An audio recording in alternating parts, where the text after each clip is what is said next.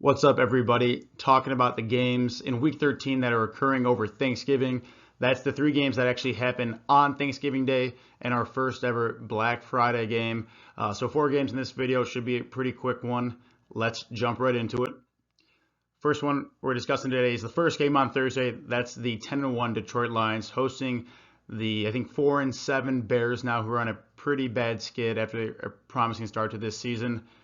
If you watch any bit of football this year, you know that the Lions are far and away the most dominant team in the NFL.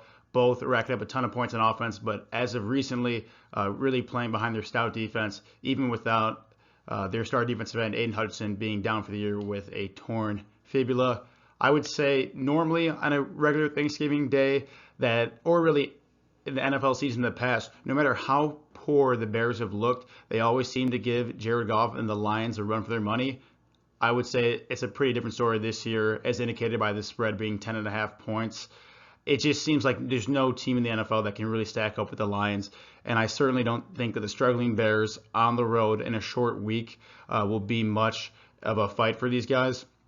You look at the Bears, and you see highs and lows for Caleb Williams throughout the season. Most recently, one of his best performances against a pretty lackluster Viking secondary. Again, that's not going to be the case as the Lions boast one of the best coverage grades of all the teams in the NFL, really behind a strong duo at safety there. And you look at the offensive game plan, I don't think it's going to be any different than what you've seen from them the majority of this season. They're going to go behind David Montgomery and Jahmyr Gibbs at running back and take to the Bears on the ground, winning the football game in the trenches with the best offensive line in football. And the Bears, while they have a pretty solid defense, their strength really lies in their secondary and their ability to limit the passing game, which you saw last week against the Vikings, really limiting Justin Jefferson, who is by and large the best wide receiver in football. But they really struggle with the run game, and that's their Achilles heel on this defense, and I expect the Lions to take full advantage of that. I expect the Lions to win this game. I think they're going to cover this 10.5 points too, largely on the backs of a massive running game by that duo of running backs that I just mentioned. That game's going to be probably a snoozer because the Lions are going to blow at the Bears. This one, a snoozer for a lot of different reasons, as indicated by this low total of 37.5, as the Cowboys host the Giants and familiar divisional foes here on Thanksgiving Day. This is going to be a battle of the backup quarterbacks as Daniel Jones released for the Giants here, starting Tommy DeVito at quarterback again here for the Giants, as Cooper Rush gets his, I think, third straight start, and Dak Prescott's absent for the Cowboys. You saw the Cowboys impress last week with the surprising road win against the Commanders here, starting to build a little bit more momentum as they get a couple guys back from injury, most notably Micah Parsons, their star defensive end.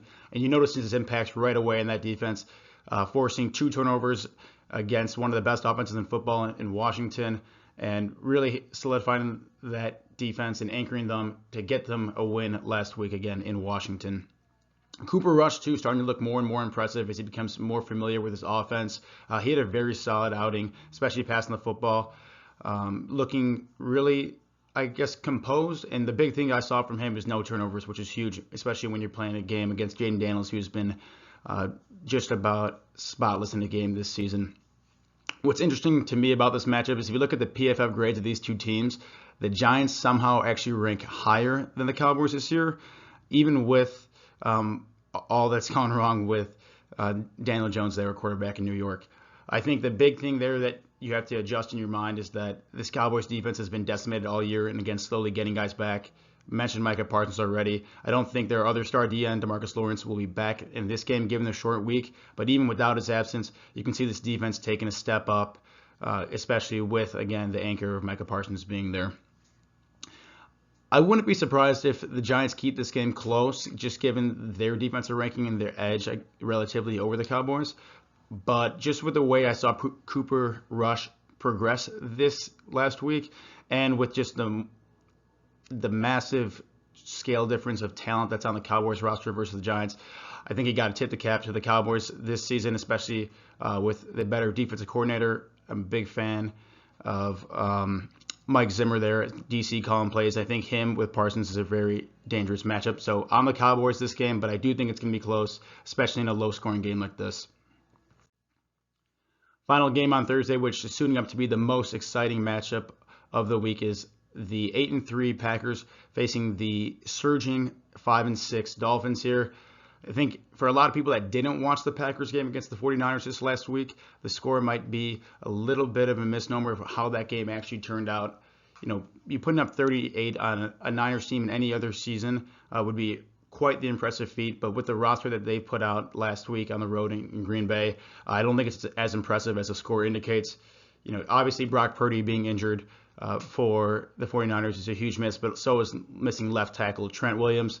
Bosa not able to suit up there defensively for the Niners as well. This team's just been battered by injuries and really a shell of its former self in the beginning of the season.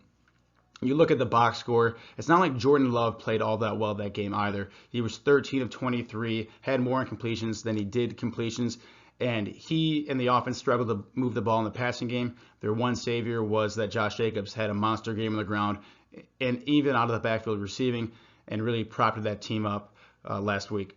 So I think, again, I wouldn't read too much into this win against the 49ers. I still think the Packers are an average team at best. I think they've benefited from a weaker strength of schedule in the beginning of the season and have squeaked out some games that they otherwise wouldn't have as of late.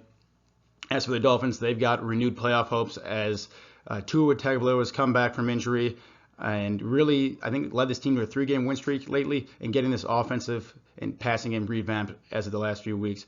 You're seeing a lot of Jonnu Smith at tight end and Devon Achane out of the backfield. And even last week, seeing Jalen Waddle, who has been silent most of the season, get more integrated in this offense.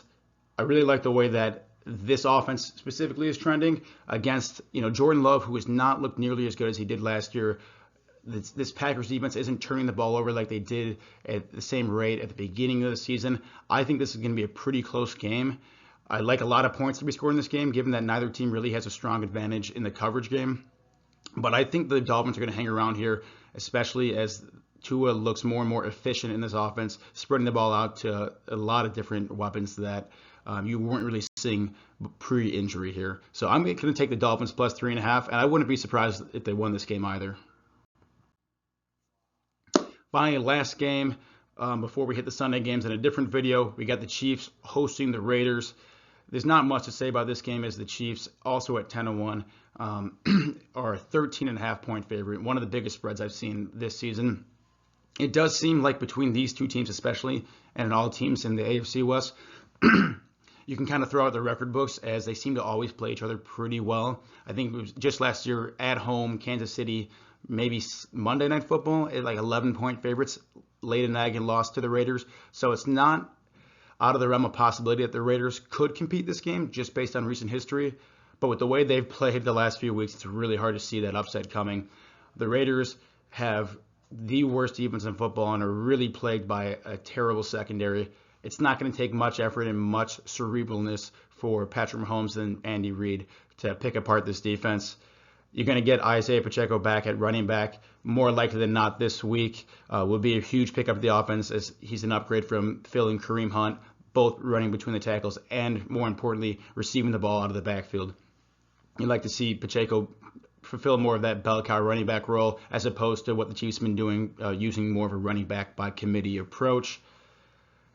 It seems like, especially off the short week, that just gives another favor to the Chiefs, always the more well-prepared team and more disciplined team. I found it really hard to believe that the Raiders can win this game, especially with the injury to Gardner Minshew last week, which did not look pretty. All signs pointing to the Chiefs for an easy win this week on Friday night. Kind of a dud Black Friday football game, but hey, football's better than nothing on Friday. But that's all we got for this video. Keep an eye out shortly for another video to discuss all the games on Sunday. But enjoy Thanksgiving, the time with your family, and good luck this week in Week 13.